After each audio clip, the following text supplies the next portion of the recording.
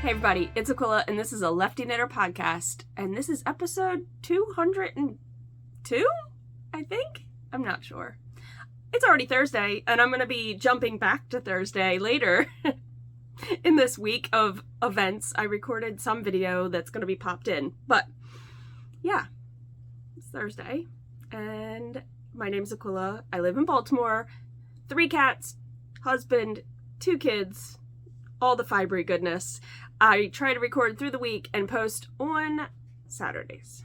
So, I think what I'm going to do is I'm going to now jump back to the other video because I didn't do the intro. And that's what I needed to do. So, all links can be found down below. I try to link everything. If you have any questions, please message me down there and let me know. I'm always trying to keep on top of things, but sometimes life just doesn't allow it. I feel much more unscrambled than I did in the last episode. If you watched my last episode, you will know that I felt very all over the place, and I appreciate everybody for sticking with me. So if you're new and you haven't watched the last episode, I mean, life is life, and we're not always all put together. And this is not a put together podcast. This is not like scripted or anything like that. So I really do appreciate all the people who have followed me for such a long time and said that they just appreciate that I'm being real. I'm being a real person, and not everything is like unicorns and rainbows and perfect and whatnot. And anybody that presents themselves that way online, I get sometimes it's because they have to, because it's their income. But this is not my income, so I'm just going to be real, and I appreciate all the people who appreciate that. So let's get back. First, you're going to see another clip, and I'll be putting that here, and then I'll see you guys in a little bit. Hey, everybody. It's Monday night. I have to send out a present, so I just stamped some cardstock and put some holes in it. And I am going to send off a set of stitch markers I made. So I'm just stringing them onto some yarn. And yeah, these were partially the reclaimed necklaces that I had. These had some sort of shell. I don't know what these are considered, but some sort of shell. And then I used beads and jump rings that I already had in my possession. So this is going to be a set of 8. I don't know why I like 8. I just do. I don't buy a lot of stitch markers, so I don't know, like, typically what they come in sets of. What do they typically come in sets of? I guess it depends on who the maker is and whatever else, right? I guess it's that. I also don't know what size needles these will go on, because I haven't done that part yet, but these are just going to somebody as a present. Oh, I didn't bring scissors over. 1 second.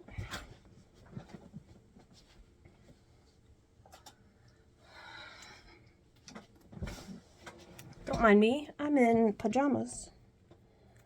So, I'd probably got to figure out a better way to, like, do my stitch markers anyway, because I don't really love this, because they kind of sag on the cards.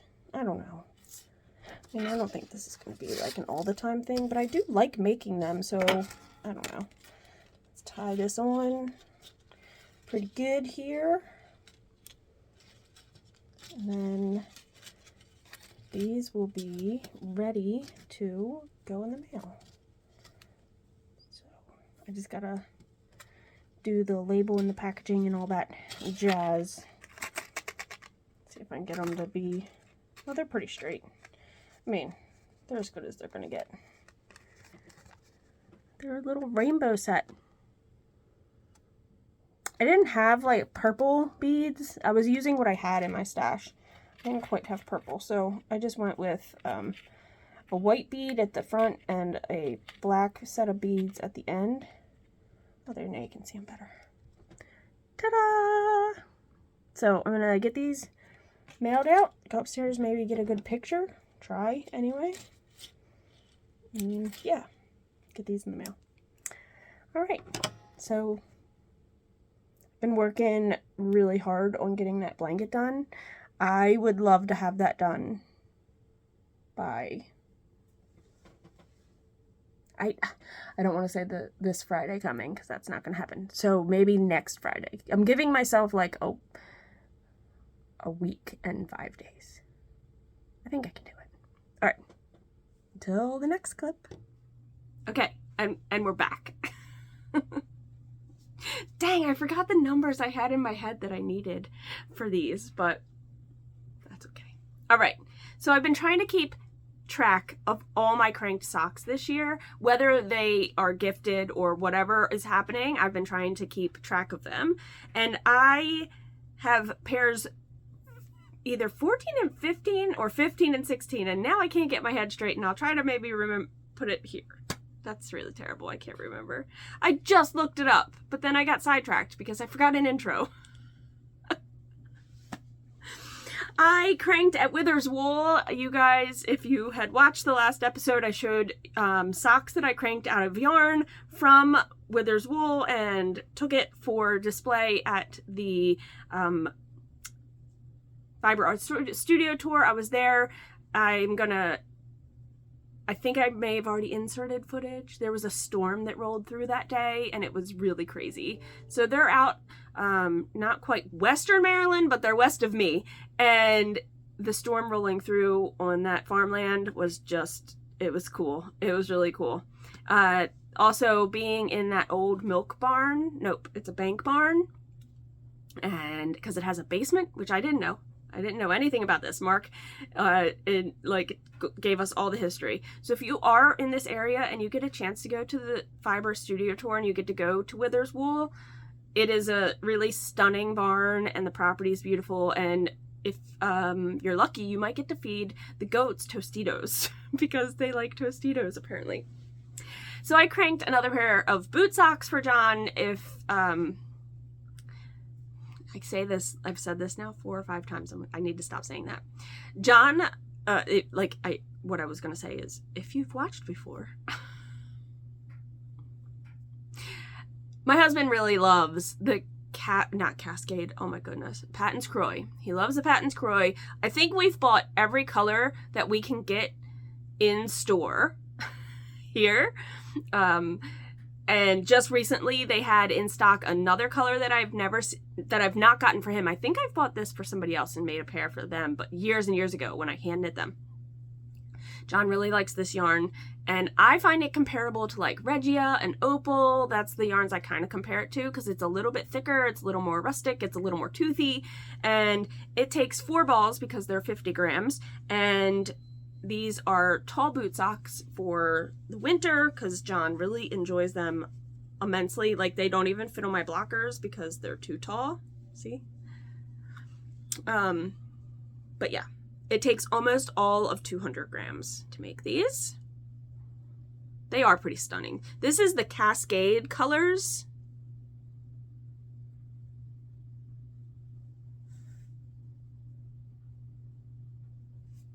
They're really beautiful. This is the Kroy FX, because there are different lines. There's like the plain Patons Kroy, there's the Patons Kroy FX, and I think there was another one at some point, but I can't remember.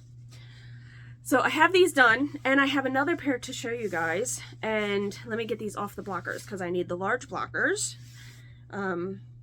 These are gonna be a gift. This is, hold on one second, I have the label for this.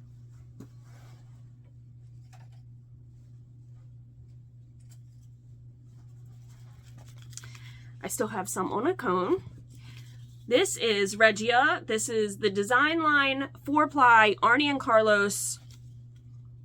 And it is just color. I could probably look up the color number and it'll tell me, but I'll look that up. It's 3653. So I will try to look that up. And if there is an actual name, I will insert it. But let me get back down like this. All right. So this is the yarn. I have actually made socks with this before. Again, I hand knit a pair of socks. I think it's from my aunt who's now passed. I think that's who I made this colorway for. I can't really recall. But this is another pair I cranked on my machine. I did these while I was demoing at Mark's place. I should put both on. It always looks so much nicer.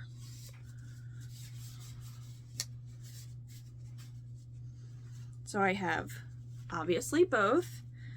I did a hung hem with a picot top.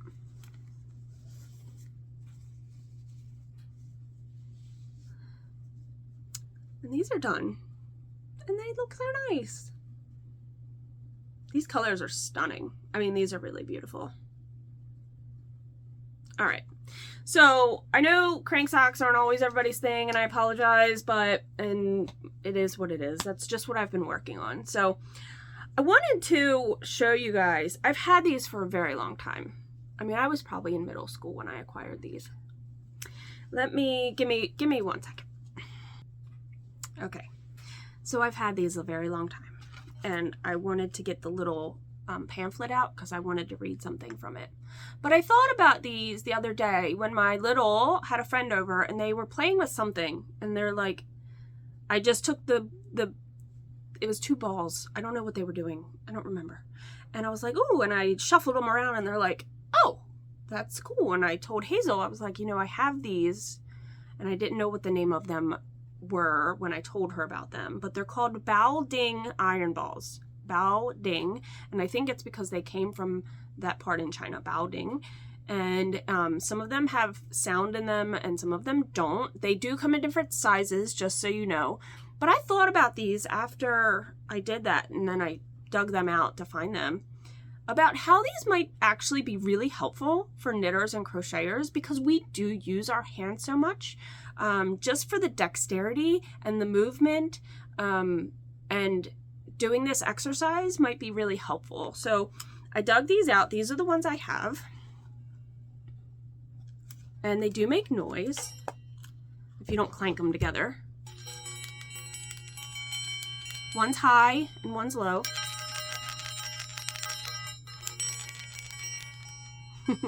But you're supposed to take them in your hand. I'm not going to be able to show you like this.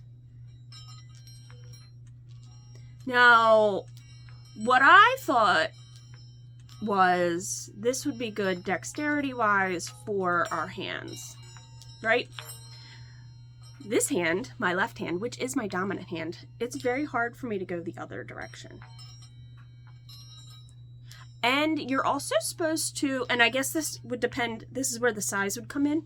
You're supposed to be able to do it where they don't touch, so you wouldn't hear them clank together.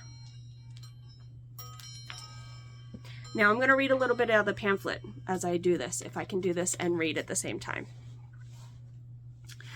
Okay.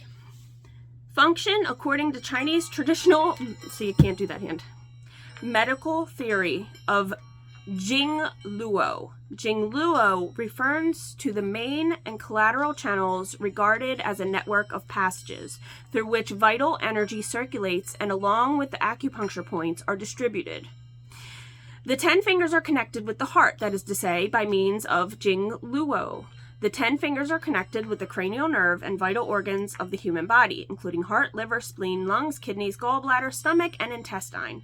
On plucking the iron balls with fingers, the balls can stimulate the various acupuncture points on the hand, resulting in unimpededness of the circulation of vital energy and blood in the body. I didn't think of all this stuff because this is just in the book of what they're intended for. I was thinking of the purposes of us being knitters, and our hands sometimes can be cramped, so doing a different motion could really help. I know there's exercises of stretching, doing things like that, but I think this would be good. So it says, when taking the exercise in the crook of your fingers, blah, blah, blah, in doing, all the joints of the hand are always in motion with the crooking and stretching of the fingers. The forearm muscles are contracted and relaxed harmonically. At first, you may select balls of a smaller size for exercise, and when skilled, you can select larger in size. And you should alternate and do it backwards and forwards. And it says you can do more than 2, you can do 3 and 4, but, you know. But, so, it's for all different things. It also says the vital energy and blood to function in harmony, the muscles nimble, the bones strong, the mind sober, can invigorate the circulation of blood and prevent and cure hypertension and various chronic diseases. If you keep taking exercise every day for months and years, you can get fine results in keeping your brain in good health and get the fine result. Oh, and with the high intelligence and good memory, relieving your fatigue, drowning your worries, and moreover, prolonging your life. Now, I know there's different thoughts on medical things regarding different types of medicines, Western and European, Eastern and Western medicine practices, but I wouldn't rule these out as something to do as an exercise for the motion of the hands. I just had to bring this up because I just thought it was interesting in thinking of how me as a knitter or crocheter, sometimes my hand gets tight, sometimes it gets tired, sometimes it cramps up. I just wanted to put that out there for anybody who might be slightly interested. I know you can buy them online, like Amazon and wherever else. I think I got mine at a gift shop at some point when I was younger. So surely you could probably also find these in maybe a grocery store that's geared more towards the Chinese culture or Asian culture. So you might be able to find these. So I just wanted to put that information out there in case anybody was interested, because I've now dug mine out and I've done them every day. I don't know a difference or not, but I feel like it can't hurt. Does that make sense? It makes sense in my mind. So I'm going to put mine away. I think they're beautiful. They're this, like, it's probably really hard to tell on camera, but the blue has like, it's like marbled. It's really pretty. All right, that's what I have for you today. Weird information.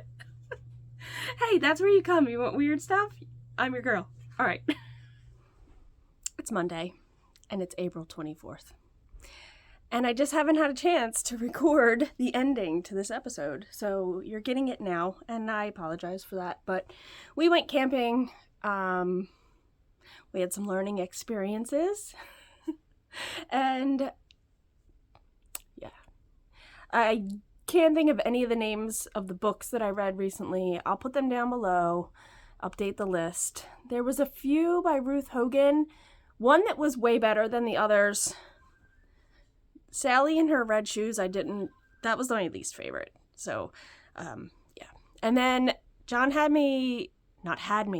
asked if I wanted to watch the new Top Gun, so we watched that while camping because we had a rainy day Saturday. We did go to Frederick Fiberfest. I am going to show you guys my purchases in the next episode because it's late already Friday. We're getting ready to eat dinner, but I wanted to round this up. So it was rainy on Saturday. It was a huge turnout. At least it seemed like it was a huge turnout. I'm curious to know if anybody knows the numbers, because I feel like there was a lot of people there. And they had 3 full barns this year.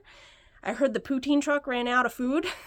So I feel like that was a good turnout. There was also like a plant show in the next building. So that was pretty interesting. We didn't go in there, but I have some footage that is going to be a whole different episode. I did another speed questions with vendors. So I will be putting that out shortly with a new vendor. So, yeah. But I want to show my blanket because that and my pillow. I didn't show you guys my pillow this episode, my pillow cover, my Art Deco pillow cover, but I'm going to show you guys that in the next episode. And I am 1 row away from being done the front, and I started the back. And that seems silly because I didn't finish the 1 row when the back is going to be all the color of one of the row I need to finish. It's totally fine, though. But my blanket, my Anthology throw, I am on the last color. The last color! So, I'll talk about more, I guess, of what I did change, which isn't much, when I show it, hopefully, in the next episode. But I want to show you guys what it looks like, because I am very excited. I'm going to get around to where the color changes, and I think I'm going to bind off. That's my plan, because I'm only getting 4 rows out of the one 20 gram at this point. Let me find my marker so I can show you guys where I was. All right. So here is where I was. Oh, please don't come off. Hold on. Pause. Let me just make sure I don't lose stitches. Sorry. Now I lost the marker again. Okay. I just don't want to lose stitches. Okay. So I was on between this color and then this color. I did the one that's like really pink, then this orangey one, then there's this dark one, a pink one, and I'm on the last color. And the last color, like I said, I'm only going to do like 1.5 full rounds, and then I'm going to bind off. But this is it. This is the last color, and this will be done. All right, so I just wanted to round that up for you guys because it's just been a little hectic for us. We did have a learning experience with the camper. We didn't winterize it. And this year, we had a really mild winter, actually. But we had one frost that came super early, and we didn't winterize before then. And then we're like, oh, crap. Like, it's already happened. But we probably should have still went and done it. But we had a piece that is part of our water system that is plastic. And when it got cold enough, I guess it had maybe put a hairline fracture in that piece or whatever. And then when I checked the camper before we left, and I saw nothing broken because I did check all those components of where water was, and it didn't. I don't remember it being broken. And it's not a part you can just go to the store or to an RV place and get. You have to order it. But learning experience. So driving down the road, it must have already cracked or whatever, or when we turned the water on, when we got to the hookup, the pressure just broke the housing. It was the housing to a water filter, but you need it, or else water just starts pouring out into your camper. So learning experience. We've had many learning experiences, as I think most people do when you're learning. Like it's a very expensive piece of equipment, right? So we've had some experiences of different things, but I think for the most part we've done pretty darn good. So I'm sorry for the terrible lighting. I'm sorry that it's like rounded up in a weird way, but oh, did I finish? I never finished that sentence that I was talking about. We watched the new Top Gun movie. Did I say that? I don't think I said it. It was raining. We watched the new Top Gun movie, and yeah. Oh boy, brain everywhere, because I didn't have this like thought out, and I was like, you know what, I need to just record so I can put something up, because I have footage that needs to be like put into the universe. Yeah. All right, I'm gonna go get dinner. This crazy thing, I mean, it's pretty awesome, I'm not gonna lie. I'm not sure how I'm gonna block it. We don't have like an extra bed. I could close my craft room off and put it on the floor, maybe. Maybe that's gonna be what happens. I don't know. It's been a long day. All right, until the next episode, I hope you are taking care of yourself and checking in on others and doing all those thingies. And so, yeah, peace, love, and happy crafting. Bye.